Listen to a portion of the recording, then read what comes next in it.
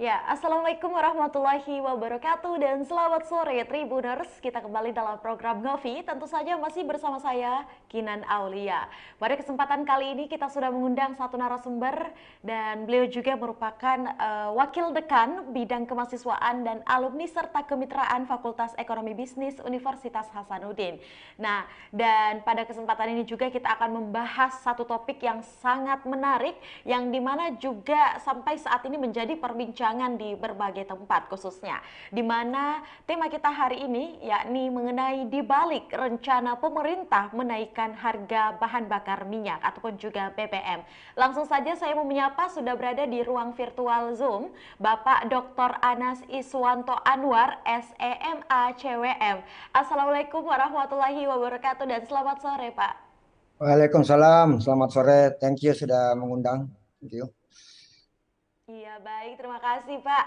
Terima kasih juga sudah hadir bersama kita di studio Tribun Timur melalui virtual Zoom. Nanti ditunggu juga Pak kedatangannya di studio Tribun Timur. Ya, undang saja pasti datang. Iya baik Pak. Untuk kabarnya Pak gimana nih? Ya, alhamdulillah sehat-sehat saja. Cuman memang sekarang ini kan minggu pertama perkuliahan dan kebetulan saya yang mengurus kemahasiswaan. Jadi ya biasalah agak awal-awal kuliah itu kan agak ribet gitu. Apalagi adik-adik ini kan baru masuk kampus dan semangatnya ini luar biasa karena kan kita sudah mulai luring. Jadi mereka bersemangat untuk ke kampus gitu sebagai seorang mahasiswa lah. Jadi ya lumayan lah kesibukan agak banyak ya minggu-minggu ini. Ya, Menyambut mahasiswa baru Pak ya, dan ya, juga tahun ajaran baru serta tahun baru setelah melewati masa pandemi. betul, betul. Iya, baik. Terima kasih Pak Anas. Nah, mungkin seperti yang Kinan sampaikan di awal, mungkin Pak Anas kita akan membahas mengenai di balik rencana pemerintah dalam menaikkan harga BBM. Topik ini memang sangat menarik sekali dan mengawali obrolan kita saya ingin meminta pendapat dari Pak Anas selaku Wakil Dekan Bidang yang juga merupakan akademisi di Universitas Hasanuddin ya dalam Fakultas Ekonomi dan Bisnis.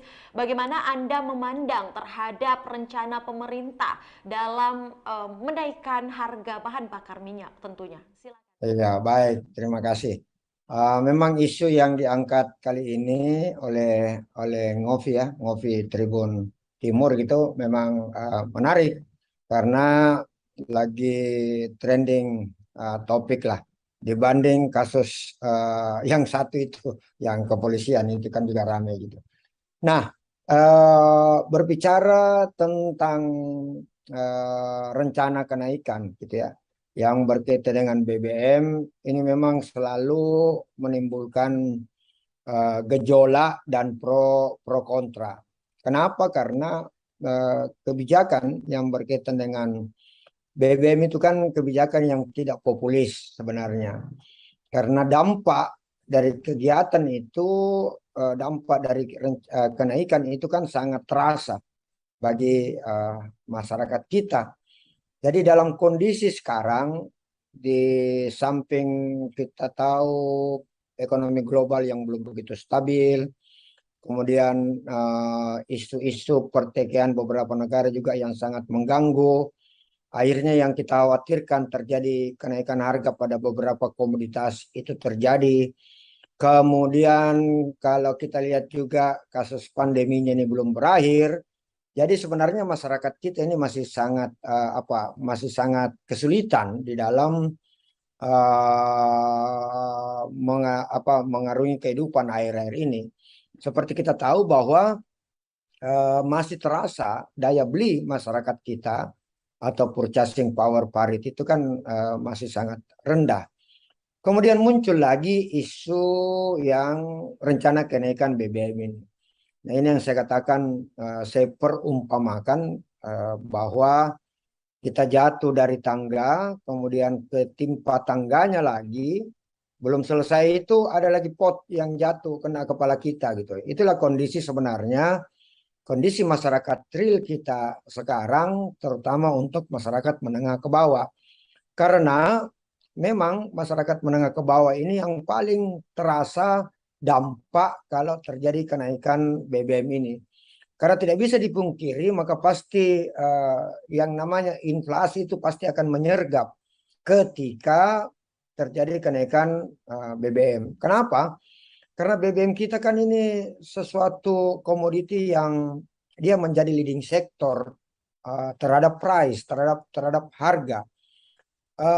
Dan biasanya ketika BBM ini harganya naik, maka secara berjamaah, secara serentak itu barang-barang lain naik atas nama kenaikan BBM ini. Jadi seperti kita tahu bahwa negara kita kan ini negara yang luas gitu, maka sangat dibutuhkan bagaimana distribusi barang itu bisa capai bisa terdistribusi dengan baik. Nah, untuk terdistribusi dengan baik itu kan perlu pasti ada biaya transportnya. Maka pukulan telak yang pertama kalau BBM naik itu pasti adalah kenaikan harga. Karena biaya produksi, biaya distribusi itu pasti akan meningkat, kemudian pasti akan memukul harga. Nah, di sisi lain adalah BBM yang digunakan oleh sebagian masyarakat, terutama masyarakat menengah ke bawah, itulah dari sisi public transport ya, transportasi. Nah, pengalaman selama ini ketika BBM naik, maka pasti serentak hal-hal yang berkaitan dengan public transport ini juga akan naik. Gitu. Apakah kita bicara tentang maintenance, kita bicara tentang spare part, kita bicara tentang hal-hal yang berkaitan dengan kendaraan, itu juga pasti akan naik. Dan akhirnya maka pasti juga akan menyebabkan kenaikan pada tarif gitu. Baik tarif itu untuk mobilitas dalam kota dan juga pasti berimbas pada kendaraan-kendaraan yang antar daerah. Nah, itulah yang saya melihat dampaknya kalau terjadi kenaikan BBM yang memang sudah disampaikan secara resmi yang disampaikan oleh pemerintah bahwa ada dua BBM subsidi yang akan dinaikkan seperti kita sudah dengar bersama, yaitu Pertalite. Pertalite itu memang masih di harga 7.650, itu direncanakan akan naik menjadi 10.000 per liter gitu. Tetapi kita harus juga fair sebagai warga negara. Mari kita coba cermati alasan pemerintah di dalam berkeinginan untuk menaikkan BBM ini. Nah, alasan utama yang disampaikan oleh pemerintah adalah dari sisi subsidi. Data yang saya lihat ini menunjukkan bahwa subsidi bahan bakar minyak ini di APBN kita itu memang cukup besar. Itu sampai di angka 502 triliun gitu. Dan ini juga pasti akan memberatkan beban APBN kita. Nah, kalau dalam posisi ingin menurunkan subsidi atau bahkan mau menghilangkan subsidi sehingga beban anggaran negara kita tidak terlalu besar. Nah, pertanyaannya apakah memang jenis subsidi yang bisa dikurangi adalah BBM gitu. Apakah tidak ada alternatif lain yang bisa diambil oleh pemerintah untuk tetap menyelamatkan gitu ya APBN kita dari defisit gitu. Saya kira itu yang alasan pertama yang harus kita cermati bersama dalam rangka keinginan pemerintah untuk menaikkan BBM. Saya kira itu, Kinan. Ya, baik. Terima kasih Pak Iswan. Ini memang kita sangat mengamati sekali ya dari beberapa opini yang disampaikan oleh Pak Anas Iswanto juga. Tapi ada beberapa hal yang menarik nih yang tadi saya dengarkan juga Pak Anas Iswan. Nah, mengenai dampak yang juga nantinya kedepannya akan menimbulkan kenaikan terhadap beberapa barang-barang yang juga ikut serentak menaikkan ketika mendengarkan informasi terkait kenaikan harga bahan bakar minyak yang nantinya akan dilakukan oleh pemerintah. Untuk Pak Anas sendiri, bagaimana memandang atau apa sih menurut Anda Pak proses waktu ya atau lama dampak dari kenaikan harga BBM untuk kedepannya kira-kira Pak? Iya, baik. Yang pasti terasa dalam jangka pendek ini adalah pasti ketika sudah ditetapkan, maka kita tidak bisa menahan laju barang-barang lain secara berjamaah itu sudah pasti akan naik. Sedangkan kita tahu akhir-akhir ini kan harga beberapa komoditas sudah duluan naik. Jadi itu yang saya maksud tadi, beban masyarakat kita memang sekarang sudah luar biasa beratnya ya, terutama untuk emak-emak ini, emak-emak ibu-ibu ini yang memang agak pasti akan merasa kesulitan di dalam menghadapi hal-hal seperti ini. Tanpa tanpa kenaikan BBM saja itu sudah terasa ya, luar biasa. Kemarin kan rame tentang harga apa ya, telur gitu ya. Kemudian beberapa komoditi-komoditi bahan bakar, 9 bahan bakar pokok yang sudah mulai trennya naik. Kemudian percayalah ketika BBM juga ini diketok palu atau dipukul gong terjadi kenaikan, maka pasti terjadi pergerakan harga dan akhirnya kita mencapai inflasi. Tetapi yang menarik juga kalau kita perhatikan, kan memang salah satu alasan pemerintah itu adalah mencoba menekan laju inflasi kan. Karena menurut BBM itu adalah karena inflasi. Akibat dari itu tadi banyaknya dana yang dikeluarkan melalui subsidi ya, dana subsidi yang sampai 500 triliun. Tetapi yang pasti menurut saya ketika ditetapkan ini maka pasti akan terjadi kenaikan inflasi. Kemudian kalau bisa juga saya tambahkan dampak dari rencana kenaikan ini kan bukan hanya pada apa yang saya sudah sampaikan tadi. Sebagai contoh katakanlah, dengan kenaikan ini berarti kan masyarakat kita itu akan mulai selektif di dalam memilih kendaraan gitu. Masyarakat kita pasti akan mulai berpikir untuk mencari atau memilih kendaraan-kendaraan yang irit ya, yang irit bahan bakar atau mungkin bahkan sampai kepada kendaraan-kendaraan berbasis listrik. Artinya apa? Yang saya mau sampaikan bahwa pukulan telak juga pasti akan terjadi pada industri otomotif dan kita tahu begitu banyak tenaga kerja kita yang masih menggantungkan hidup dan pekerjaannya pada industri itu.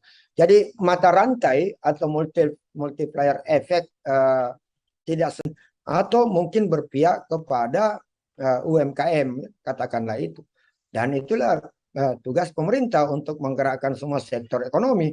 Jadi di satu sisi keinginan pemerintah untuk menaikkan aktivitas ekonomi, tapi di sisi lain ini malah membuat kebijakan-kebijakan malah yang malah tidak mendorong untuk semakin tinggi aktivitas ekonomi. Subsidi ini yang barangkali juga menarik untuk kita bicarakan. Subsidi kan yang selalu dikaitkan kalau bicara subsidi BBM itu adalah subsidinya yang tidak tepat gitu. Karena subsidi ini dinikmati oleh bukan yang berhak, katakanlah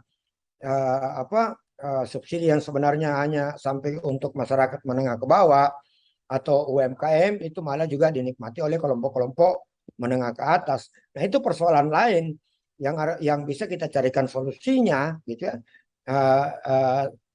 Tapi selama ini kan juga itu tidak pernah bisa terjadi. Sudah banyak cara yang dilakukan oleh pemerintah untuk menghimbau masyarakat kita bahwa kalau Anda berpenghasilan menengah ke atas, ya janganlah membeli BBM yang bersubsidi. Karena kalau masyarakat menengah ke atas juga berbondong-bondong membeli BBM yang bersubsidi, maka pasti beban subsidi yang ditanggung oleh pemerintah kan itu juga pasti akan semakin besar gitu. Jadi banyak hal yang harus saya pikir yang bisa menjadi solusi di dalam tidak hanya tidak hanya langsung dengan menaikkan BBM ini. Saya kira begitu kita. Iya, baik. Nah, yang menarik juga mungkin Pak Anas adalah mengenai inflasi yang tadi saya sempat dengarkan juga, saya catat beberapa di sini ya, mengenai inflasi juga subsidi di berbagai daerah. Yang menariknya mungkin yang akan kita bahas juga seputar dampak di daerah Pak Anas, yang inflasinya juga cukup tinggi. Itu bagaimana nih kebijakan terhadap kenaikan BBM juga atau dampak yang akan dialami oleh daerah-daerah tersebut, Pak Anas? Silakan. Iya, jadi memang kan inflasi ini menjadi alasan pemerintah. Jadi dua ya, kalau kita mendengarkan penjelasan pemerintah terhadap keinginan, ini kan baru juga keinginan, keinginan pemerintah untuk menaikkan harga. Yang satu adalah mengurangi subsidi atau bahkan menghilangkan, menghapus subsidi terhadap BBM ini yang angkanya memang cukup besar ya, 502 triliun dengan kondisi APBN kita yang defisit, maka itu ya yang menjadi jalan pintas menurut saya gitu. Nah, pertanyaannya adalah apakah untuk menyelesaikan defisit atau menghindari defisit, apakah memang hanya dengan cara mengurangi subsidi, terutama subsidi BBM? Apakah tidak ada cara lain? Ya, itu satu. Kemudian alasan kedua adalah inflasi. Karena dengan jumlah uang yang 500 triliun ini, artinya jumlah uang beredar akan semakin banyak, itu bisa menyebabkan inflasi. Nah, ini yang menurut saya ya terbantahkan juga karena data inflasi di Indonesia saat ini itu malah cukup terjaga ya. Data inflasi Juli 2022 year on year ini malah terjaga di level 4,94 gitu. Nah, kalau kita lanjutkan berbicara tentang inflasi yang pasti siap menerkam ya, ya pasti akan siap menerkam ketika kita menaikkan BBM gitu, dengan beberapa hal yang saya sudah sampaikan tadi, ya dimanapun itu termasuk di daerah, karena walaupun kita tahu bahwa harga BBM kan itu berbeda-beda tiap negara, tetapi intinya adalah tiap-tiap daerah.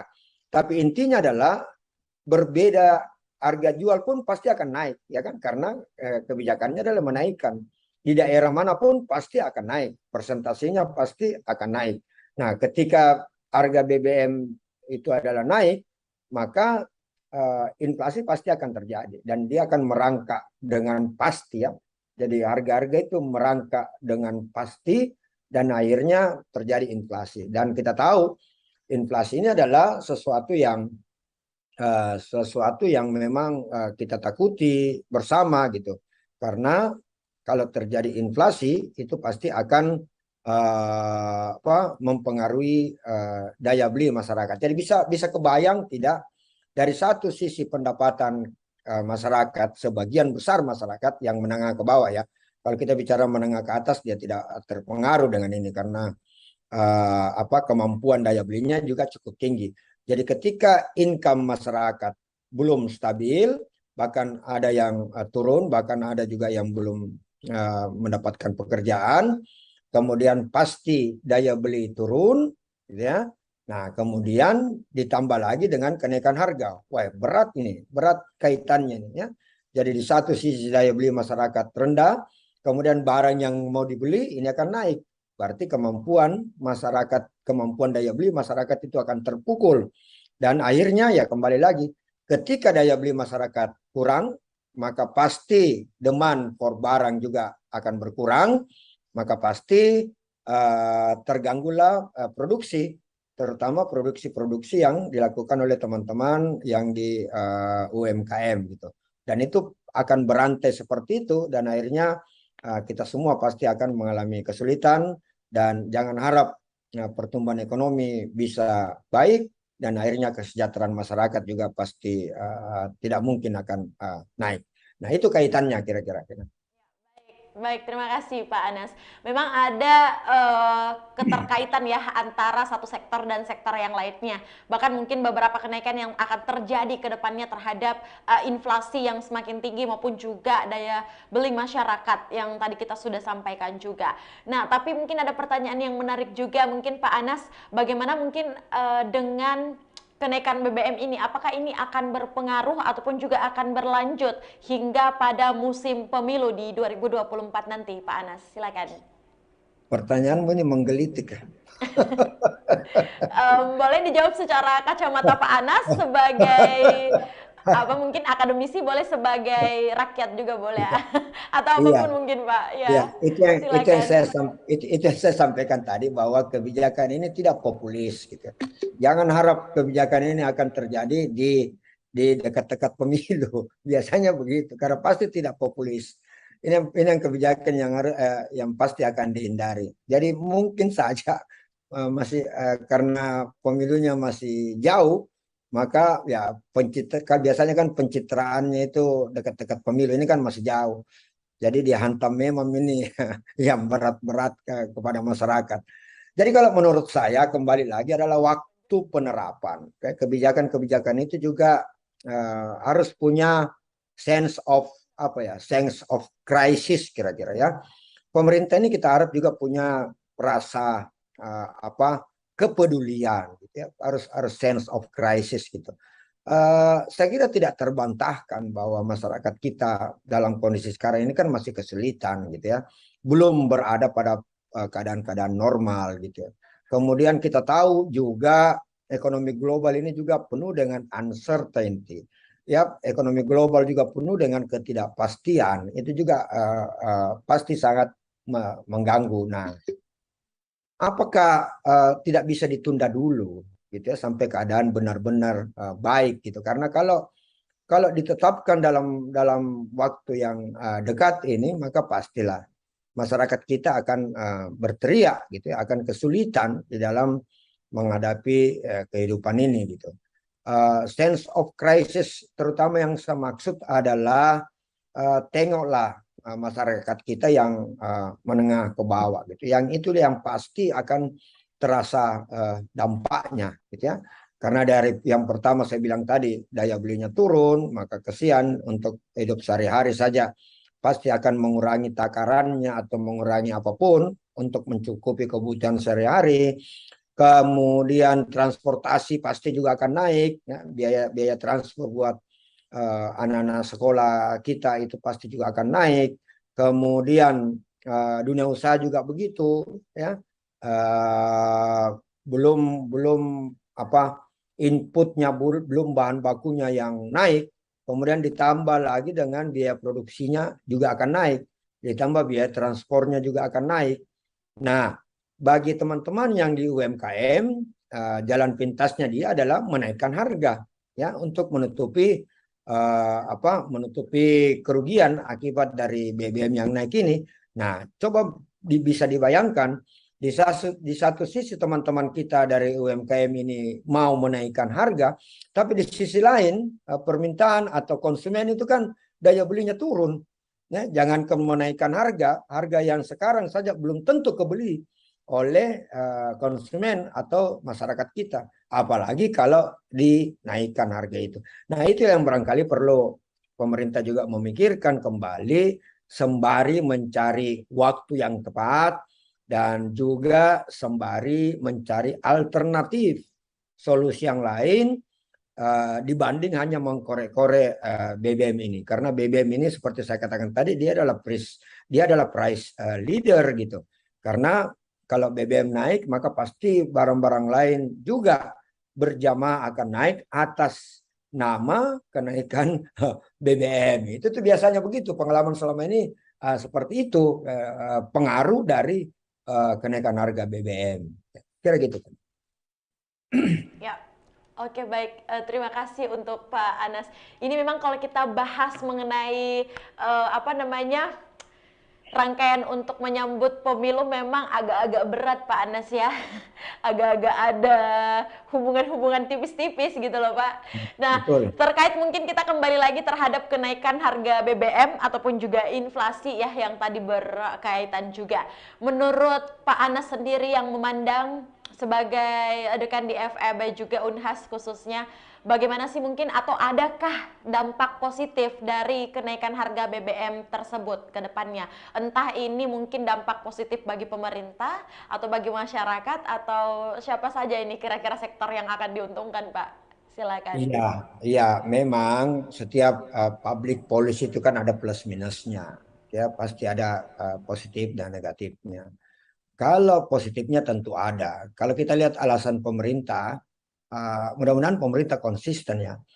Kalau kita lihat alasan pemerintah dengan menaikkan BBM itu kan berkeinginan untuk mengurangi subsidi atau menghilangkan subsidi. Nah, pertanyaan selanjutnya adalah dana yang besar itu yang sampai di 500 triliun itu mau diapakan? Nah, kalau dana subsidi dari BBM ini dipindahkan untuk barang-barang publik, untuk kebutuhan masyarakat, itu yang real ya, untuk perbaikan infrastruktur, sarana dan prasarana, itu tentu pasti akan bermanfaat, gitu ya. Kemudian Pertamina khususnya, Pertamina itu adalah badan usaha milik negara, berarti negara juga yang punya. Maka dengan pemerintah mencabut subsidi ini, maka kita juga meminta Pertaminanya melakukan efisiensi lah, ya. Jangan memang paling gampang buat sebuah perusahaan itu kalau mau untung besar, memang paling gampang adalah menaikkan harga. Itu paling mudah. Tetapi jangan lupa bahwa Pertamina sebagai BUMN itu adalah milik negara. Jadi jangan hanya mengejar untung, tetapi jauh lebih kepada mengejar kesejahteraan masyarakat. Itu harus sebanding juga. Jadi Pertaminanya jangan dipaksa untuk mencari untung sebesar-besarnya. Nah, ini yang berbeda dengan perusahaan-perusahaan yang bukan milik pemerintah. Jadi untung boleh, tetapi jangan dikejar untung yang sebesar-besarnya dengan hanya menaikkan harga. Misalnya kita bisa tanya, apakah Pertamina juga selama ini sudah melakukan efisiensi terhadap perusahaannya sendiri? Kan bisa juga seperti itu. Sehingga tidak perlu menaikkan harga dan tidak terganggu keuntungan. Tapi dari sisi pelayanan kepada masyarakat dengan harga yang relatif tidak tinggi itu kan juga bisa kita capai. Kemudian juga positifnya tentu saja kalau Pertamina untung karena dia adalah badan usaha milik negara, maka tentu keuntungan itu kan masuk lagi ke negara. Nah, sekarang dana-dana yang masuk ini ditambah dengan subsidi tadi yang tidak dipakai lagi, nah kita minta kekonsistenan dari pemerintah gitu. Sehingga clear, jelas. Masyarakat juga tahu, oke lah kita bayar lebih tinggi sekarang harga BBM, tapi kita mendapatkan pelayanan dari pemerintah menjadi lebih baik. Ya clear, gitu ya. Katakanlah terutama tentu di pendidikan, gitu ya. Kalau saya di kampus dia tanya, ya tentu kan mahasiswa tidak berhenti minta SPP-nya jangan tinggi, kan begitu. Nah mungkin bisa dialihkan ke situ. Jadi tinggal transparansi terhadap penggunaan dana-dana ini yang tidak digunakan lagi. Nah kalau itu clear, kemudian disampaikan dengan baik oleh pemerintah kepada masyarakat gitu, dan saya kira masyarakat kita bisa memahami ya kebijakan-kebijakan yang dikeluarkan oleh pemerintah, sehingga tidak perlu lagi ada gejolak-gejolak yang tidak perlu. Karena kalau toh di kebijakan-kebijakan pemerintah selalu disambut dengan gejolak bagi masyarakat ataupun mahasiswa, ya itu kan juga akhirnya merugikan kita semua gitu, terutama dari sisi investor gitu. Kalau kita ribut saja terus, jadi di satu sisi ekonomi global penuh dengan ketidakpastian, kemudian masuk lagi ekonomi Indonesia yang uncertainty, ketidakpastian, maka tentu kita akan kesulitan untuk mengundang investasi. Investasi tidak masuk, ya sama saja kita kesulitan lagi dalam menyiapkan kesempatan kerja.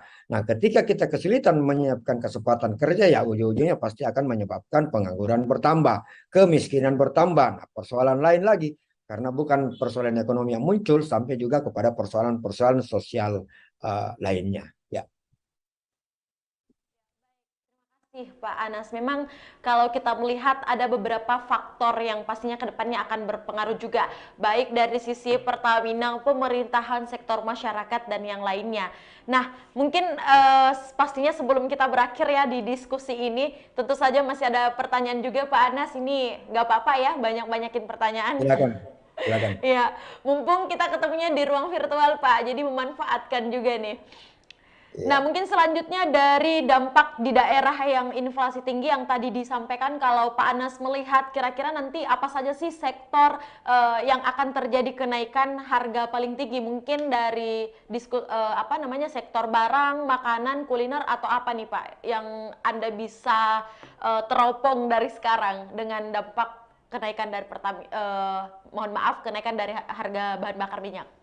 Ya, oke, baik, baik. Pertanyaan yang pintar ini. Itu enaknya kalau hostnya juga apa pintar gitu. Jadi kita juga enak nyambungnya gitu. Jadi memang benar. Kalau kita berbicara sebelum pengamatan saya sebelum terjadi kenaikan BBM ini, itu memang sudah ancur-ancuran ini beberapa komoditi, gitu ya. Terutama sembilan bahan pokok ini itu sudah terjadi kenaikan harga di beberapa daerah. Nah, kalau kenaikan itu terjadi, maka tentu yang paling berdampak adalah makanan dan minuman ya, yang memang diproduksi dengan bahan baku 9 bahan pokok ini, terutama itu ya.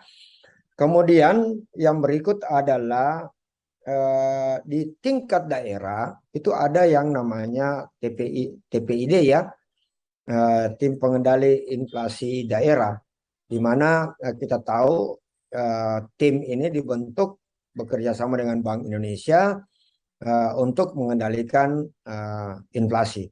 Nah, ini yang seharusnya lebih masif lagi, lebih semangat lagi untuk melakukan pengendalian terhadap inflasi gitu.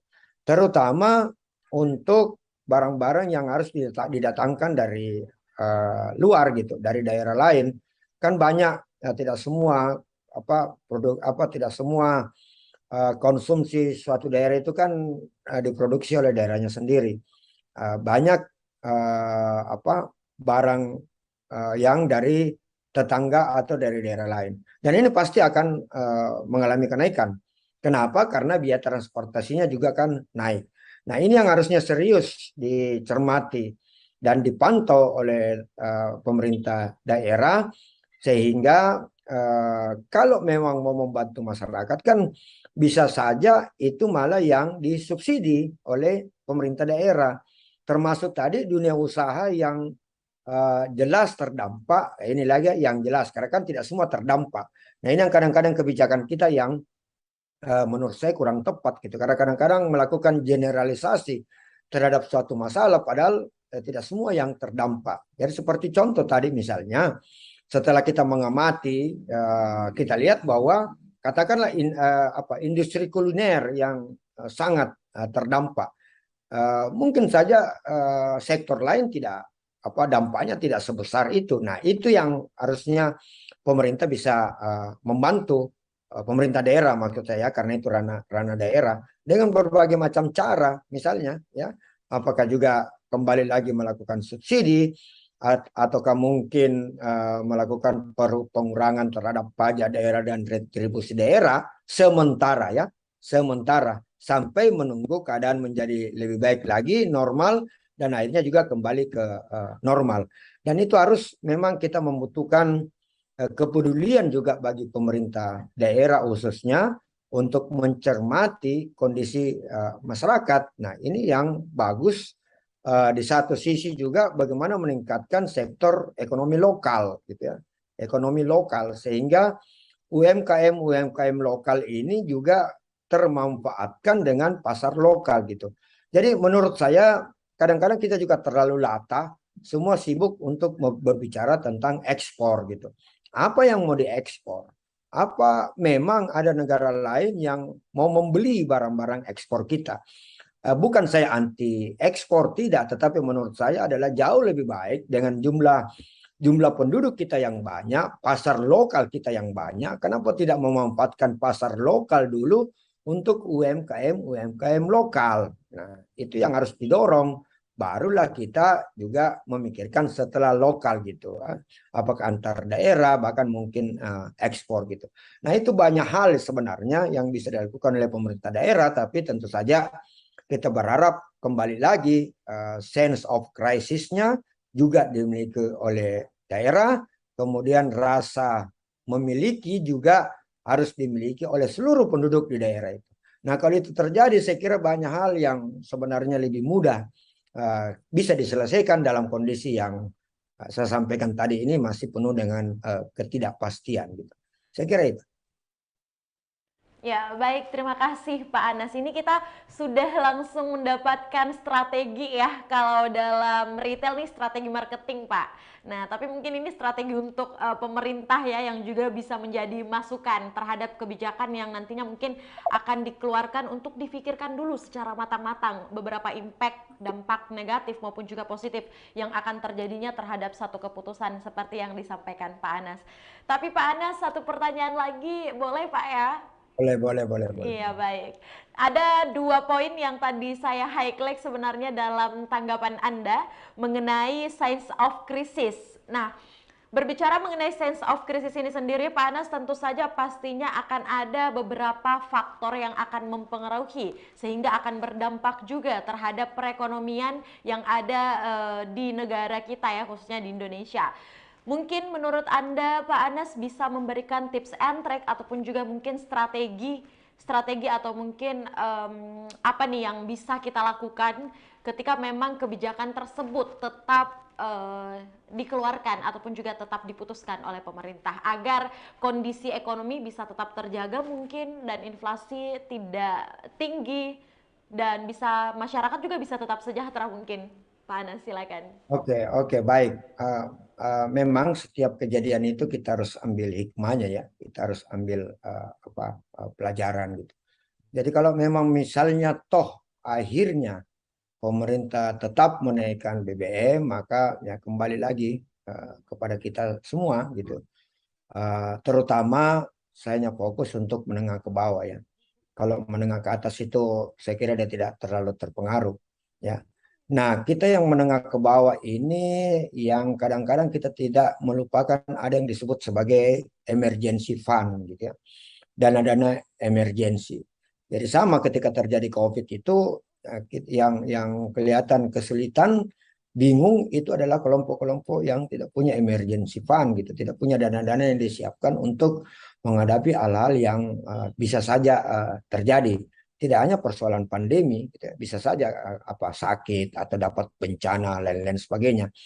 Yang saya mau katakan adalah disitulah perlunya kita menabung, ya, disitulah perlunya kita menyisihkan pendapatan kita. Mudah-mudahan ada yang bisa disisihkan. Ya, pasti ada juga yang berkomentar, apanya mau ditabung Pak, kalau yang masuk saja tidak cukup. Bisa juga seperti itu. Tapi kalau bagaimanapun juga itu harus kita sisihkan. Kemudian yang berikut adalah ya apa boleh buat, kita harus melakukan pengurangan konsumsi ya. Jadi kalau dari sisi penggunaan pribadi ya gunakanlah kendaraan itu ya seperlunya gitu. Apa boleh buat, kurangilah juga jalan-jalan yang membutuhkan banyak BBM gitu.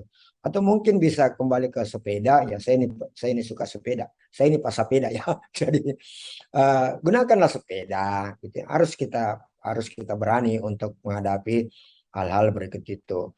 Kemudian dari konsumsi yang memang kesulitan kita adalah kita kan ini konsumerisme tinggi ya. Ya mulailah memilah gitu ya. Jadi benar-benar menggunakan dana ini dengan mengeluarkan dana kita dengan membeli barang-barang yang perlu, yang prioritas gitu ya, yang priority dalam kondisi sekarang gitu. Tapi kemudian juga membeli barang-barang yang lain, ya kita harus melakukan pilihan gitu. Yang bisa kita tunda dulu kita tunda, ya, tapi kalau dia menjadi prioritas utama ya silakanlah. Sambil saya berharap untuk jangka pendek saja seperti itu, karena kan kondisi juga perekonomian belum stabil, pandemi juga belum benar-benar pergi, dan mudah-mudahan ya kita berdoa saja, mudah-mudahan dalam waktu singkat semua bisa normal kembali. Dan tentu kalau keadaan normal, pendapatan sudah kembali normal, masyarakat kita sudah kembali bekerja, maka tentu lebih mudah kita selesaikan akibat dari kalau toh pemerintah menaikkan harga BBM ini, ya. Jadi kembali lagi hidup hemat, ya, jauh lebih penting. Kemudian juga yang dunia usaha yang mulai melakukan strategi, gitu ya, bagaimana membuat tetap produksi jalan dan tetap diminati orang untuk dibeli, dan tidak terlalu pasti akan terganggu keuntungannya, pasti akan terganggu keuntungan gitu. Tapi kan jauh lebih bagus keuntungannya biar sedikit ada daripada sama sekali tidak ada, ya. Jadi semua harus bersama-sama. Saya kira kalau apapun persoalan yang terjadi, kemudian selama pemerintah bisa transparan, kemudian tetap kelihatan bahwa pemerintah juga mempunyai rasa kebersamaan, kemudian masyarakat juga kita bersama-sama, dunia usaha juga bersama-sama. Kalau memang tidak perlu menaikkan harga, tidak usahlah menaikkan harga. Yang penting ada untung walaupun sedikit. Nah, itu kan manis, itu kan cantik bisa terjadi. Dan saya kira kalau itu bisa terjadi, gitu, saya kira persoalan-persoalan bangsa ini bisa cepat kita selesaikan, gitu, ya. Saya kira itu. Ya, baik. Terima kasih Pak Anas. Ini kalau kita juga, tadi saya ada beberapa mendengar dan mencatat dan mengamati juga, ada saran dari, kayaknya gini ya, kalau mungkin kita bahas ekonomi, ujung-ujungnya kita disuruh nabung. Ya, baik. Wise, ya, wise ya. Iya, betul betul betul. Jadi membeli yang menjadi kebutuhan bukan keinginan, yang Boleh, priority. ya, Iya. boleh tanya berapa tabungannya, Kinan? Aduh Pak, ini masih sedikit Pak. Masih butuh tambahan. Enak diucapkan tapi susah dilakukan, itu yang namanya menabung. Betul Pak. Jadi kayaknya itu harus ada niat juga ya. Iya baik. Yang terakhir mungkin Pak Anas sebagai closing statement Anda, apa harapan Anda mungkin terkhusus di pemerintah, kepada pemerintah khususnya ataupun juga mungkin kepada Pertamina terhadap rencana kenaikan bahan bakar minyak ataupun juga BBM, selaku Anda sebagai akademisi yang juga memang di bidang ekonomi khususnya. Silakan Pak Dr. Oke, Aris. baik, baik. Buat bapak-bapak yang terhormat di pemerintahan gitu, kalau saya jangan dulu sekarang dinaikkan harga BBM karena kondisi ekonomi nasional kita masih sulit, gitu ya. Kemudian ditambah lagi dengan masalah-masalah ekonomi global. Jadi kalau bisa ditunda-tunda aja dulu. Kemudian kalau memang tidak ada jalan lain dan harus tetap berlaku, nah sekarang tunjukkanlah kepada kami ini, kepada masyarakat, bahwa subsidi itu akan dilarikan kemana, sehingga clear gitu, sehingga masyarakat paham bahwa memang ditarik subsidi dari BBM, dialihkan ke tempat lain yang mungkin lebih bermanfaat, ya, bermanfaat dan tepat sasaran. Subsidi kan itu. Subsidi itu ruhnya adalah bagaimana dana-dana ini bisa tepat sasaran. Kemudian buat Pertamina sebagai perusahaan negara itu juga barangkali punya rasa sedikit lah, karena apapun keputusan Anda sebagai perusahaan Pertamina ini, dengan hanya mudah menaikkan harga itu semua orang bisa lakukan gitu. Kalau untuk hanya menaikkan keuntungan, kemudian caranya instan dengan hanya menaikkan harga, itu perusahaan-perusahaan lain juga bisa buat seperti itu. Tapi yang kita harap adalah perusahaan Pertamina ini sebagai milik negara, keberpihakan juga kepada masyarakat gitu. Janganlah terlalu berpikir hanya untuk mengejar keuntungan yang sebesar-besarnya. Ingat, karena Pertamina itu adalah perusahaan negara, maka tentu juga ada di dalamnya terbersit untuk kepentingan masyarakat. Itu yang membedakan Anda, eh, itu yang membedakan Pertamina dengan perusahaan lain. Jangan salah, Pertamina itu adalah monopoli loh. Nah, perusahaan monopoli ini sebenarnya lebih mudah kan untuk mengatur, Anda tidak punya saingan gitu. Jadi, apakah benar keputusan hanya dengan menaikkan harga itu? Apakah tidak dengan yang lain? Gitu. Misalnya melakukan efisiensi terhadap perusahaan Anda sendiri, gitu ya. Dan kembali lagi adalah kita harus tetap berpihak kepada masyarakat. Gitu. Tujuan negara, tujuan perusahaan-perusahaan itu kan untuk kesejahteraan rakyat, gitu ya. Bukan untuk kesejahteraan pegawai Pertamina. Nanti pegawai Pertamina marah nih dengarnya. Ini adalah untuk kesejahteraan rakyat. Saya kira keberpihakan kita semua dan kita bekerja bersama-sama, saya kira lebih lebih lebih bagus dan hasilnya pasti akan lebih bermanfaat. Saya kira itu dari saya. Baik, terima kasih Pak Anas. Tapi kan ini masukan dan saran, jadi nggak ada yang marah Pak.